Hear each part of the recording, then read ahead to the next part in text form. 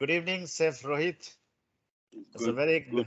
warm good evening from Ahmedabad, India. And it's a pleasure to have with you in our conversation today. Thank you And so much. Thank you for your so invite. it's a It's an honor great to to, have it. it's an honor to talk to you after a while. It's so long. Right, right. So, this recording is basically all about to motivate our students who have been very No, that demotivated that during the that period of pandemic.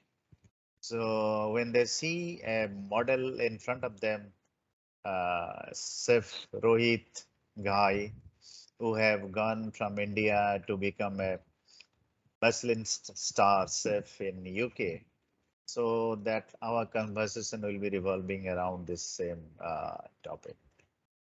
no So, problem. uh, Chef Rohit, would you tell something about your long journey of hospitality from the city called Gwalior in India to the United Kingdom? Yeah, of course. I love to share my journey throughout from from basically Gwalior to UK. There was a lot of hurdle actually since I passed out from Gwalior while you was there. So, but only thing is, it's very common thing. I was blessed with a very good mentor, people around me all the time. And apart from that, there's a lot of hard work as well. So after passing from HM Gwalior, I started my career with Oberoi Hotels. In It was the first position where I joined Trident Agra. So after spending a couple of years with the Oberoi's and Taj Hotel, even there's a little story behind joining Oberoi's because in early days, if you have plans to go abroad, then you have to have the right platform. So I was just waiting for the right opportunity. Really want to start my career with Oberoi's because most of the chefs who are settled in Europe, they are ex-Oberoi's, and most of them they consider Oberoi people because of their high standards. And no doubt about it, they have made an example for other uh, hotels groups as well. So here we begin. I started working with them, including Taj. I spent nearly eight and a half years in India. Then while working with Taj Hotels, doing events, food festivals.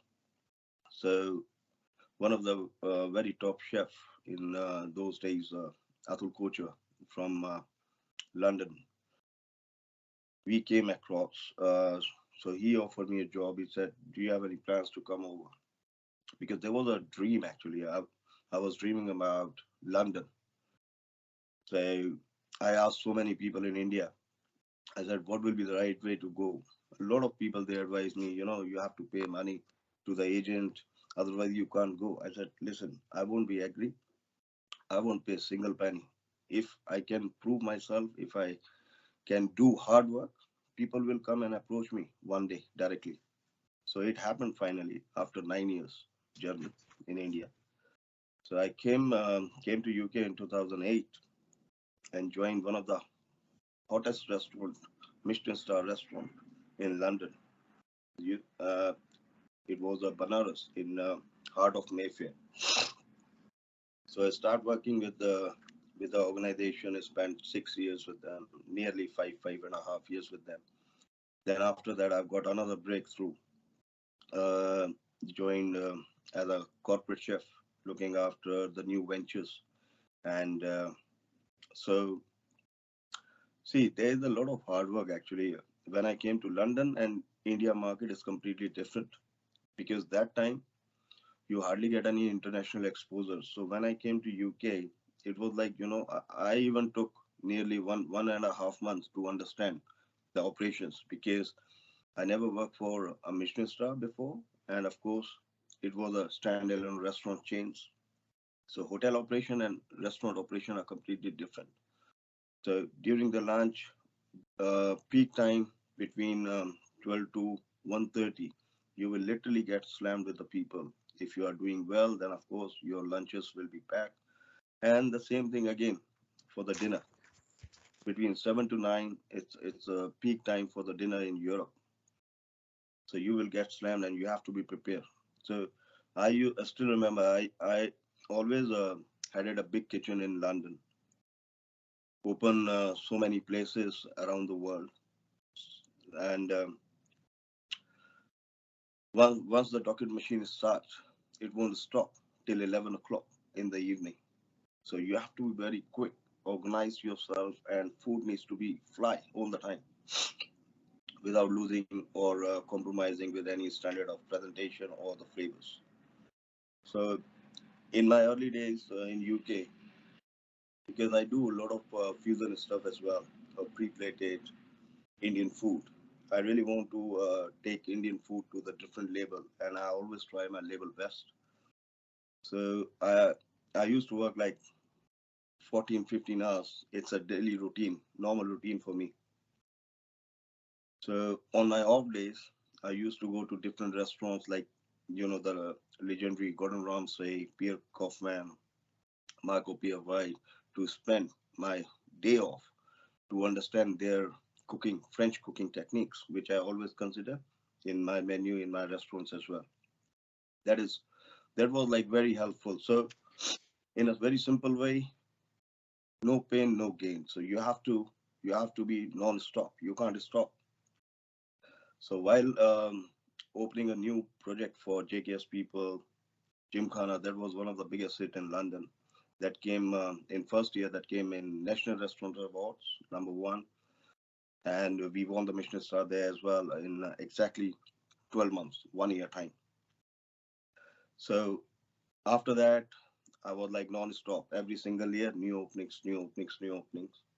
Then very recently in 2016, I opened a place in the partnership with Leela Hotel owner Dinesh Nair. So in 2016, I opened that place, and in 2017, because it was a big challenge for me. Again, it was in location-wise, it's in Mayfair, Central London, where I opened so many places before that. So it was a challenge for me to come up with something different, and whatever I have done it before. So I really want to make something different approach for this project to make success. And with, as I said, hard work was there. My team, they supported me very well, and a lot of God blessings, a lot of people support, where I again break the record and made a history with Michelin star worldwide. So I was the first Indian chef who won the Michelin in record-breaking time. So it happened again in 10 months only. So after the success of all my openings and ventures where I used to be associated, then I decided to open my own places. So I started my own places journey with Kutir. It's in again central London, but it's slightly in the residential side. So it happened in 2018 November. So that place is very well regarded through the media, through the people as well, because it's completely different take. And now it's become a flagship restaurant for me, and people always go there just for the experience. And after 6 months, I found another side, so I come up with very casual style concept. It's called kulcha. So basically, I tweak the name. Basically, it's not exactly the kulcha what we have in Amritsar. That's a flat bread stuff with different feelings, but cool. So the spelling, if you say it's say KOOLCHA. So cool cha. I mean, in Hindi term, it's thandi chai. So it's basically chai, very casual, very gimmicky concept. So chai and the sandwiches made with the kulcha flatbread. So grill, panini style, and a lot of focus on the street food across from India again. So that was also well received and well regarded from the people and the media in London as well. Yeah. And Then uh, after a 1.5 year running both the restaurants, then pandemic happened. So I have to keep my the both places shut, and there was nothing to do. London was completely shut with the first pandemic wave, and that time I decided to start my first debut book, and I opened my own studio where I do still I'm keep doing it wherever I find my time, a live sessions for the people.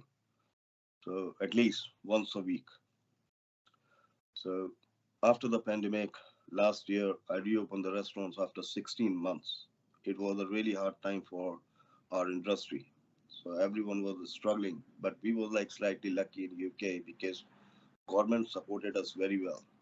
They they they supported in terms of financial. All the employees they got 80% of their wages through the government directly.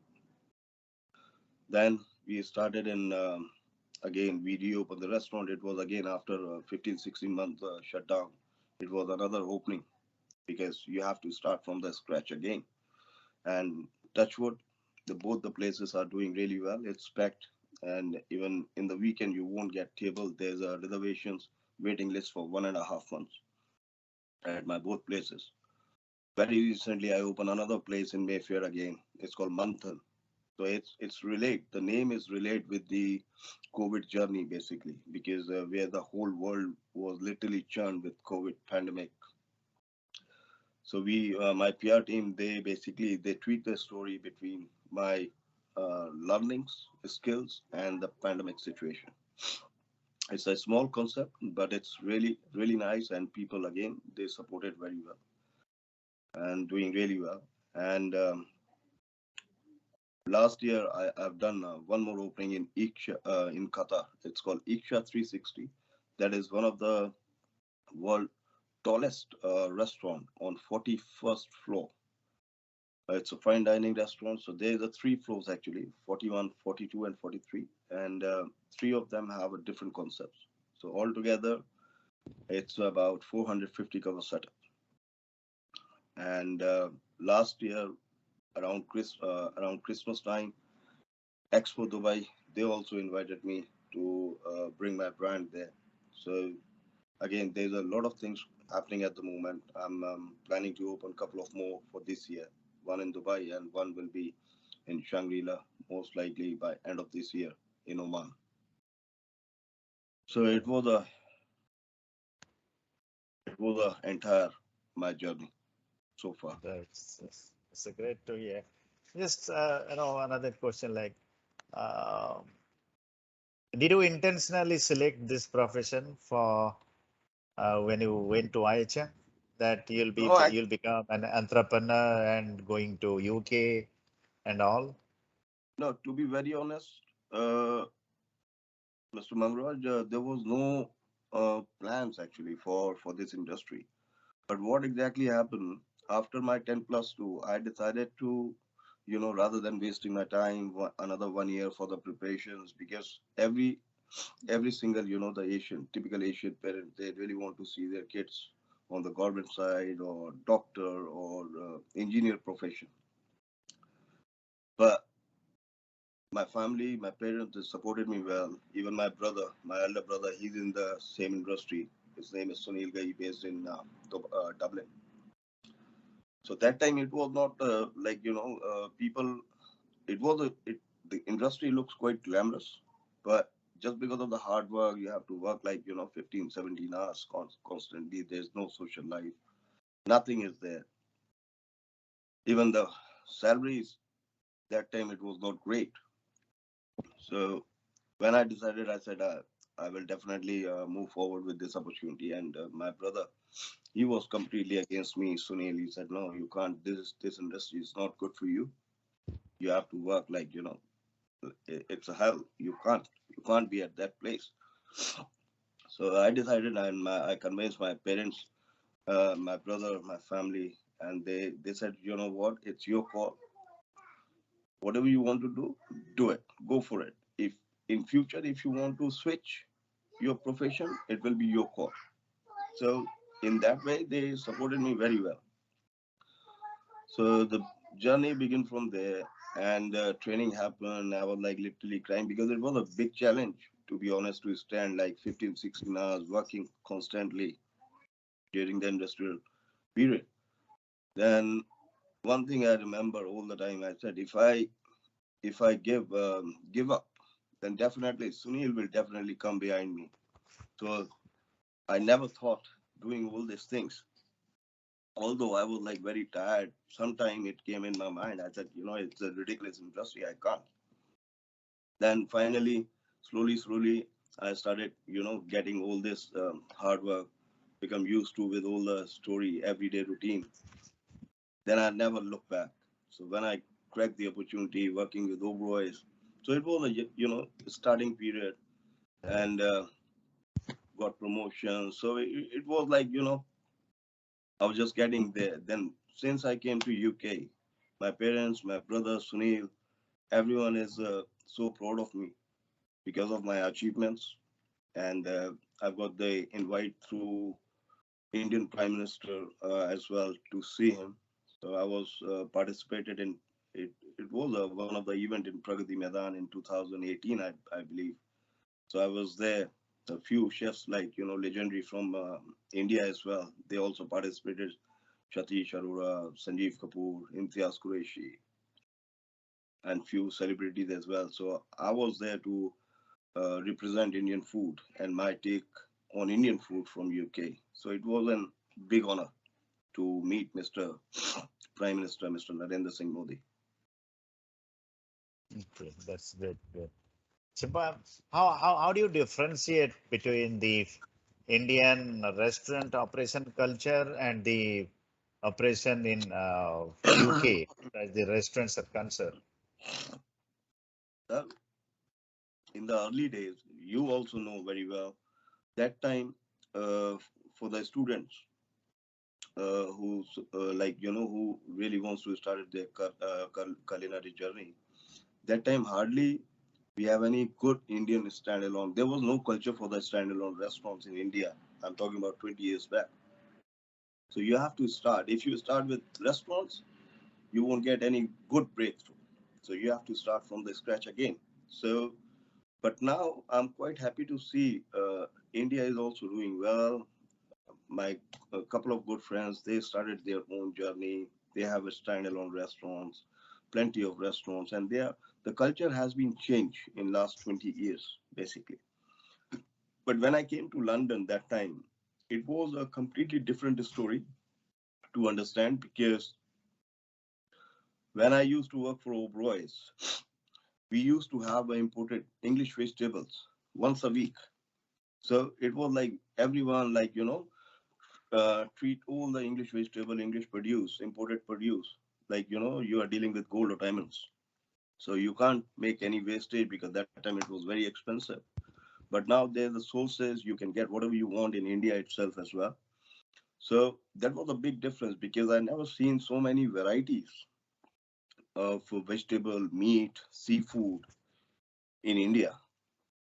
Although working with good groups, but again there were the limitations with the deliveries, and product was so expensive. But when I came here, like see different things, the wide varieties of vegetables, potatoes. We in UK we got 26 varieties of potato: black potato, purple potato, red potato. So they grow like every different sort of potatoes. It's a basic example. And apart from that, I came across to understand game range. So even in India, it's banned. You can't hunt. And here I use a lot of game. Even my signature is game menu, which I do during the winter time. It's more seasonal and different birds, different animals. So there is a difference actually. Even the biggest difference is the consistency.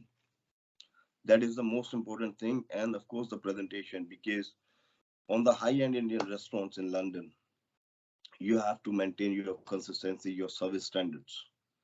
You can't go wrong with that because Maybe, as I said, I never work for the normal kitchens. I always looking after Michelin star kitchens from last 17 years in UK. So maybe it's quite easy for me to explain because I develop my skills under a lot of pressure, and now I become very used to with all these things. So that's why I could say very simply in an easy way, my standards and consistency and all this. It's although it's quite hard to maintain, but you have to make sure you have to be on top of the game to maintain all these things. And I've got a very very good clientele like legendary Roger Federer, the big people, Pierce Brosnan, 007, a lot of Bollywood, Hollywood people, Maria Sharapova. They are whenever they are in town, they always come and see me. Okay. So what is the consistency level? What you consider as the best consistency? 30 out of 30 days you have to maintain, or if you do Yes, you 20 have to 25 days out of 30 days, to will that be to considered as a good standard? now, to be very honest with you, there is no such a uh, major standard.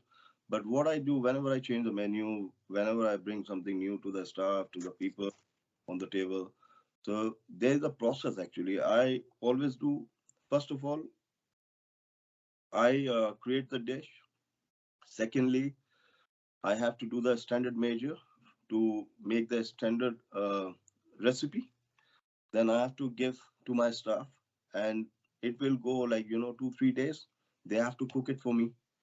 Once I approved, locked, and they have to follow the same standard. Doesn't matter who is making. If one person is off, I can't rely on one person. So I always do cross training program in my restaurant as well. So everyone will be so to make sure everyone will be on the same page. So and every single day before the service, I do tasting myself to make sure. That's great. So, as an entrepreneur in UK, did you find any, challenges in mobilizing the funds and the place and everything? See, the thing is, if you made your own identity, if you have little name in the market, people will come and invest with you automatically. You don't need to look for investments and all. And of course, it's slightly different. Become an entrepreneur or a chef. I can't be a right businessman because either I could be a chef or a businessman. So I consider still I'm very hands-on. I always love to involve in my operations every single day. So there is a challenges, but it's on a different take. Like difficult. The main thing is to find the right location because London is very expensive. The rentals are killing, very high rentals. So you have to be very practical rather than going for the business straight away. You have to do your own strategy. You have to crack the numbers. You have to do the P&L. It is worth or not in long term. So you have to be a bit practical. But in UK, there's a plenty of sources where you will find the right people, right investors, and funding. So I Uh, won't, to be honest, if that- you ask me, I haven't found any sort of problem so far. Touch wood. that's good, good. Nice to hear. And another question that's quite relevant for Indian cuisine. How do the people of Britain, maybe Englishman, how do they accept the Indian cuisine or Indian foods, So especially the in, breads, the Indian breads, Mughlai breads, and all the things like. actually, Indian food is very popular. It's very well regarded across the globe. But the thing is, first of all, I would like to give a lot of credit to Bangladeshi people who basically started introduce Indian food into Europe long, long, long time back. But the problem is they made their own profession without having any technical, education or something. So there's a lot of curry houses and balti houses, takeaways, which still belongs to Bangladeshi people. But they have no sense how to cook in a proper way. So now, since educated, like technical chefs, they come and join and start taking the responsibilities for the Indian restaurants. So the food scene has been completely changed, and it's in lot of demand. Even I'm keep getting a lot of demands, requests from US as well. So my next target will be US to do something for Indian consumers, and of course European. And the funny thing is, my clientele, more than 70% are Europeans. Great, great. So So, you have to make the right balance between the dishes. Of course, previously, because of these people, they made food very spicy. So still, a lot of European people have that sort of fear. It will be a very spicy, very hot, very oily, greasy. So you have to consider all these things. You have to choose the right ingredients. You have to make the proper balance. Of course, Indian food is spicy, but not all the time. It's all about the balance between the right ingredients. So, right, right. but I always try and take, after so many openings of places myself. The Manthan was my 24th opening in my career. Oh, And oh, yeah, so I always try and bring something new because Indian food has a lot of depth. So I do, for example, like, Amish Push, Little Amish Push for my tasting menus. My tasting menus are very much popular, and people love to have the experience for the tasting menu, where they will get a small portion, bite size, different food in different courses. And I do breads as well, daily, every day, different menu for the breads, for the bread basket. One is stuffed, one plain, one could be paratha or something like that. So we do a lot of variations actually. if I ask you, to name five most popular Indian dishes in your restaurant, the fast moving dishes in your restaurant, can you name Uh, them? yeah, of course. At Kutir, I would say uh, it's a kulcha, basically made with quail. Uh, because my approach for Kutir is game, lot of focus on the game season. And quail is made with the quail, stuffed bread with the quail mince, and top it up with the quail scrambled egg and fresh Oh, truffle on top. So that is the dish which is still on the menu since I opened the door for Kutir. So nearly 4 years now.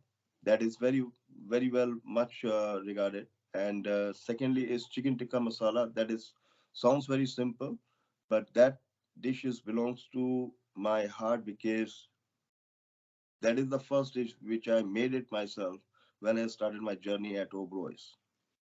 So that is there. And apart from that, I do a lamb shank that is cooked 14 hours. So slow cooked lamb shanks. Sometime I do a different variations with that, with the same cut, same preparations, but Rogan Josh, sometimes different sauce, like Peshawari sauce with the purple potato mash. So you have to elevate. You have to use exotic ingredients on the menu. And apart from that, I've got prawns masala, that is fried pink prawns with ghati masala. Ghati masala is very popular in Mumbai, made with peanut, sesame. So that is my signature dish.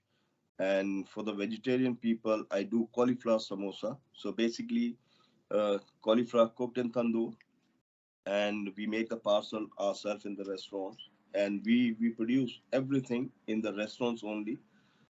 I won't source anything from the outside. So small things like chutneys, pickles, uh, all the things we make in house only. So right. cauliflower samosa has a different textures: cauliflower pickle, cauliflower chutney, and cauliflower macerated on top. Dehydrated cauliflower. You can find a lot of images on my Instagram page as well. Okay, okay. So, do you find these Indian cooks easily there, or you have to train them? You will get a people there.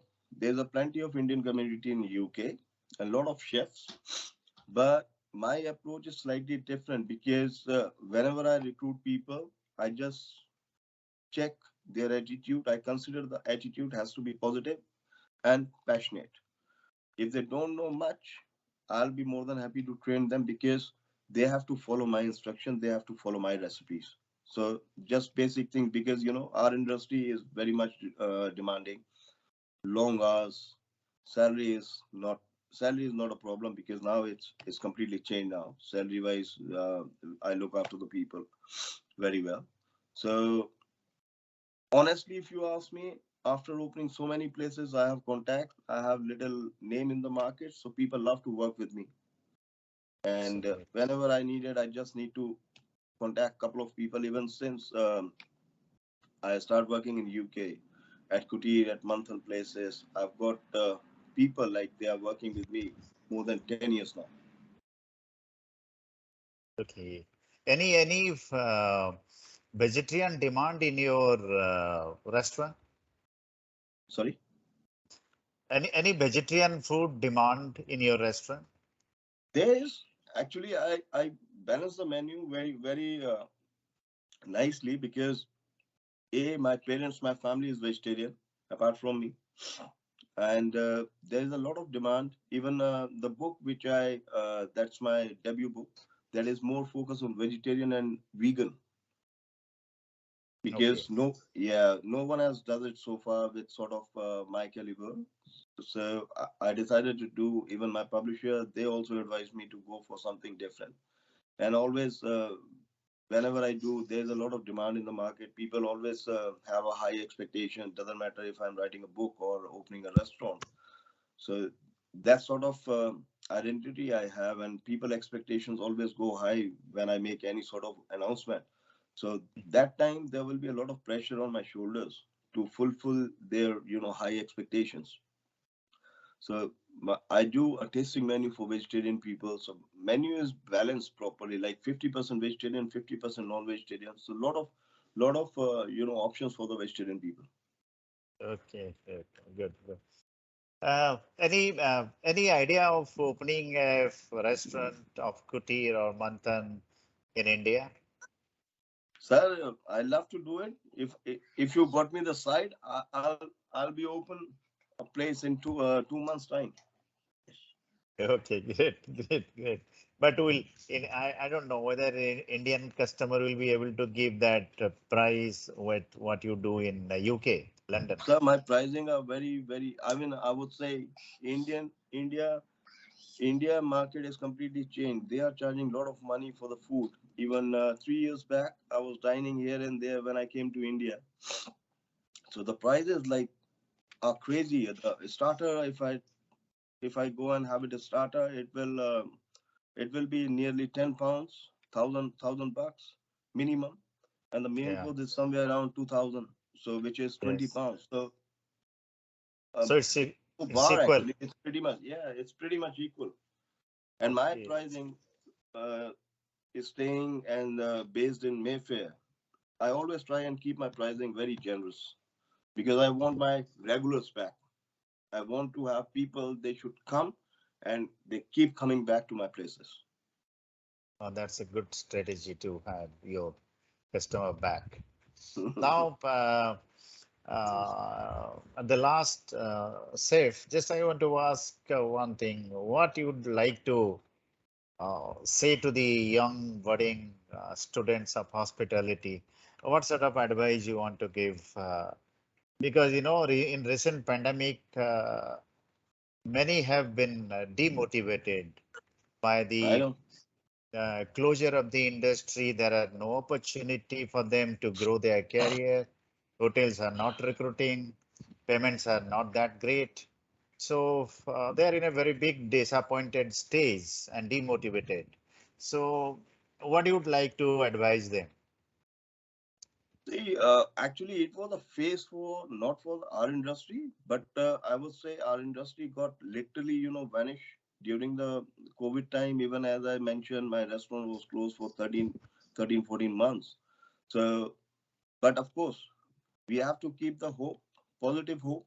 And now, since we reopened, my restaurants are completely busy, and there's a lot of people like who found even my staff. They found sorry they found like very demotivative as well. So that's our basically responsibility to mentor, to do the proper mentoring, and that's what I do. Sometimes I have to do it. Sorry. So, but I would say one thing: keep always try and get on the right track. And I learned so many things about my mother as well. From my mother, she always said, whatever you cook, if you cook from heart and soul, you don't need any special ingredients. So that's all I do.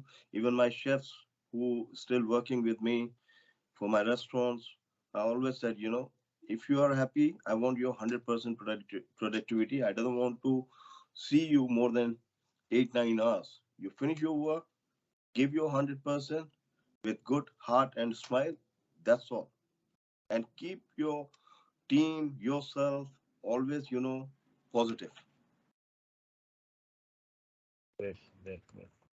So, And one day, definitely, if you keep that sort of, attitude, you will find a lot of opportunities. There's nothing wrong. It's completely depend on the person, what exactly they want to achieve.